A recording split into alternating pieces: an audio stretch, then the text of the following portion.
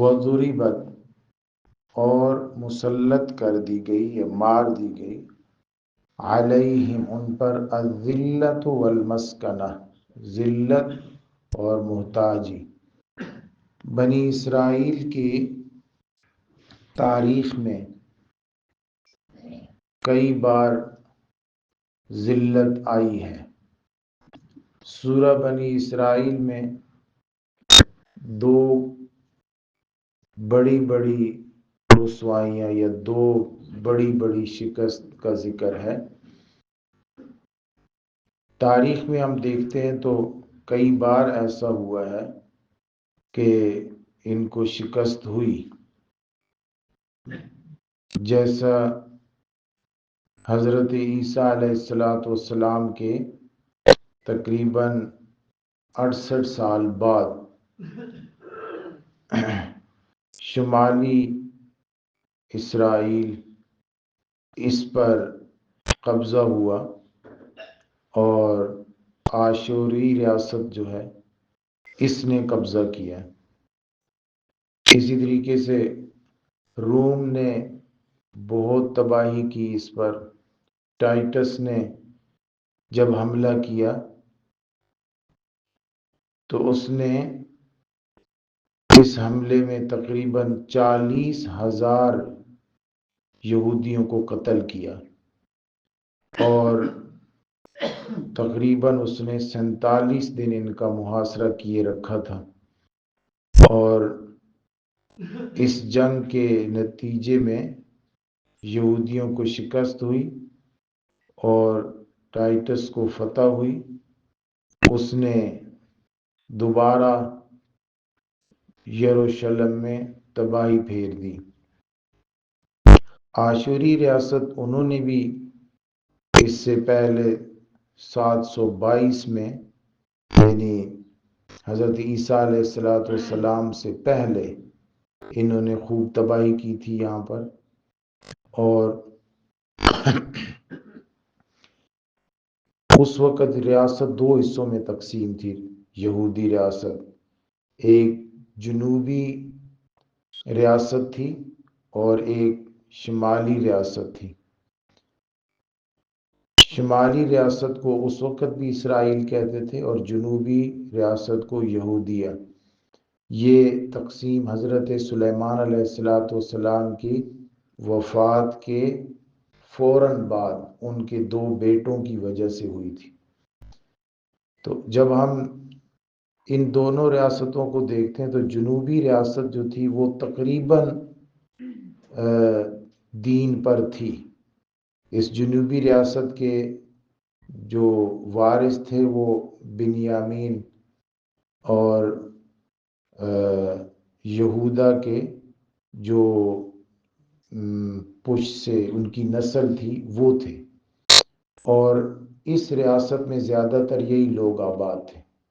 تقریباً یہ نیک لوگ تھے، دین پر رہے، اور ان کی طرف جو بادشاہ آئے یوشیا اور حزقیہ، اکثر کا خیال ہے کہ یہ صرف بادشاہ تھے، لیکن کچھ حضرات کا خیال ہے کہ یہ انبیاء بھی تھے۔ یہ اپنی کچھ اصولوں پر قائم رہے، لیکن جیسے ہی انہوں نے اس ریاست میں بھی سود، بدکاری، بے ایمانی یہ کام شروع کر دیے تو اس کے بعد ان پر بھی عذاب آئے۔ دوسری ریاست جو شمالی ریاست تھی اسرائیل، وہ تو علیحدہ ہوتے ہی برے لوگوں کے تسلط میں آئی۔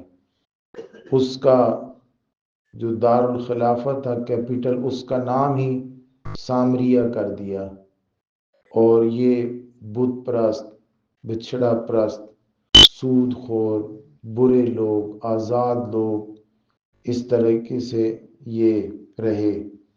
ان کی طرف بھی کئی انبیاء علیہ السلام آئے، حضرت ایلیا، حضرت یسع، حضرت آموس اور ہیوسا، یہ کئی انبیاء آئے جنہوں نے ان کو سمجھایا، ان کو درست کیا، لیکن بہرحال یہ ان لوگوں نے ایک ہی دن میں کئی انبیاء کو قتل کیا، بلکہ آپ صلی اللہ علیہ وسلم نے فرمایا کہ انبیاء کو قتل کرتے تو جیسے ہی کوئی شخص انہیں کہتا کہ اس نبی کو کیوں مارا، وہ غریب مسکین یا چھوٹا آدمی ہوتا یا کوئی افسر یا بڑا امیر کبیر آدمی ہوتا، اس کو بھی قتل کر دیتے۔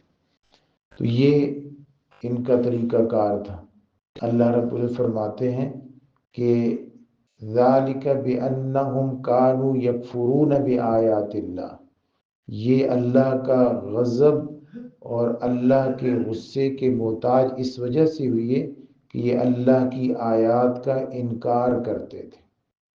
یہ انبیاء کی نسل سے ہیں اور کئی انبیاء، ہزاروں انبیاء ان میں سے آئے ہیں، لیکن چونکہ انہیں آزادی پسند تھی اور اللہ کی آیات کا انکار کرتے تھے، اور اگر کوئی انہیں کہتا کہ سود حرام ہے، بدکاری حرام ہے، تو وہ شخص انہیں برا لگتا، اس کو برداشت نہیں کر سکتے تھے۔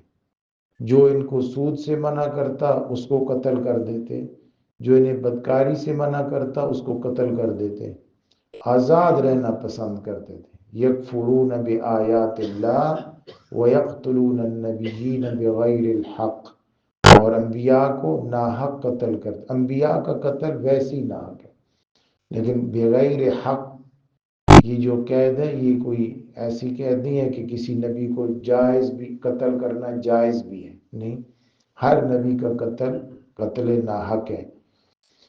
ذالک بما عصوا، یہ اس وجہ سے کہ وہ نافرمانی کرتے تھے، وکانوا یعتدون، اور وہ حد سے بڑھتے تھے۔ تو اللہ رب العزت پسند اس کو کرتے ہیں جو اللہ کی فرما برداری کرے، اللہ کا حکم مانے اور اللہ کے حکم کو مانتے ہوئے خوشی محسوس کرے، اور اللہ کے حکم کو دنیا میں رائج اور نافذ کرے۔ وہ لوگ کہ جو اس کے خلاف تعویلیں پیش کریں اور اس کو تبدیل کریں اور اللہ کے حکم کو ناپسند کریں، اللہ رب العزت ان کو ناپسند کرتے ہیں۔ پھر اللہ رب العزت ان سے وہ سلطنت، وہ عہدے، وہ کر و فر، وہ رعب اور وہ دبدبہ جو ان کا دوسروں پر قائم ہوتا ہے، وہ ان سے واپس لے لیتے، پھر وہ بے شک ہزاروں کی تعداد میں کیوں نہ ہوں، وہ قتل ہو جاتے ہیں۔ اللہ رب العزت مسلمانوں کو اپنے حکم سمجھنے اور دل و جان سے ماننے کی توفیق عطا فرمائے۔